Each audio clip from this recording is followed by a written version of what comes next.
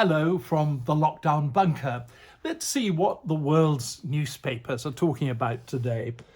We'll start with Le Monde in France. The last day of the lockdown in France, prudence still remains essential. On the day before this crucial new step, calls are multiplying against too much relaxation.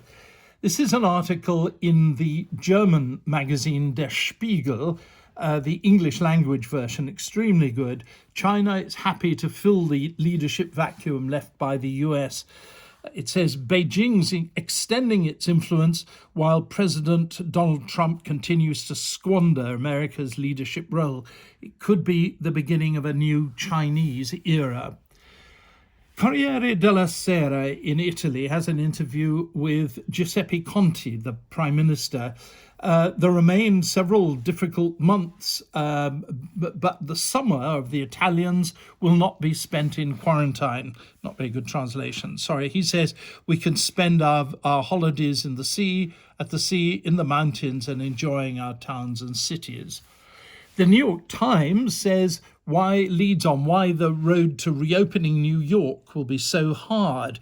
The city is still far from meeting the public health metrics necessary to reopen, it says. Density tourism and a dependence on mass transit, factors that help to make the city the US epicenter of the pandemic, complicate a return to normalcy. Oh dear, bad word. The Moscow Times, the not very supportive of Putin, English language newspaper in Moscow. Russia is boasting about low coronavirus deaths. The numbers are deceiving. Increasing transparency by Russian officials show that 233% more corona patients died in two regions than were reported in the total count. The Global Times in Beijing, very much the spokesperson for the Chinese regime, says China needs to prepare for continued US provocations and, even more worryingly, to safeguard national security, it's time for China to build up its nuclear deterrent. It's clearly what the Chinese leadership are thinking.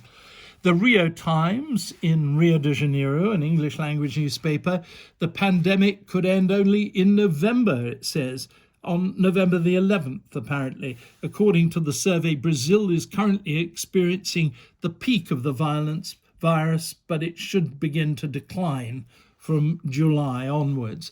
The Japan Times has a sad story, suicide surge feared in Japan as pandemic wreaks havoc on prevention groups and hotlines, and an interesting one just underneath that, again the Chinese element.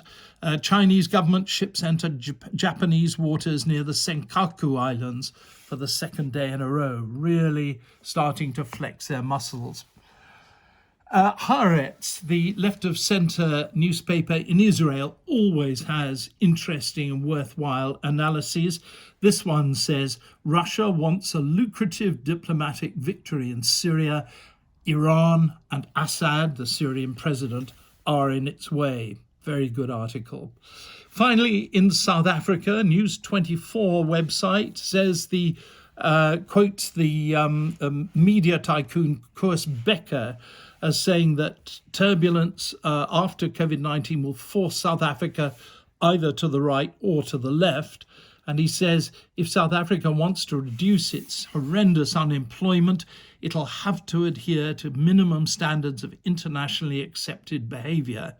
No investment grade in the world grabs assets, says Koos Becker. Well, that's a very quick whiz through the world's newspapers.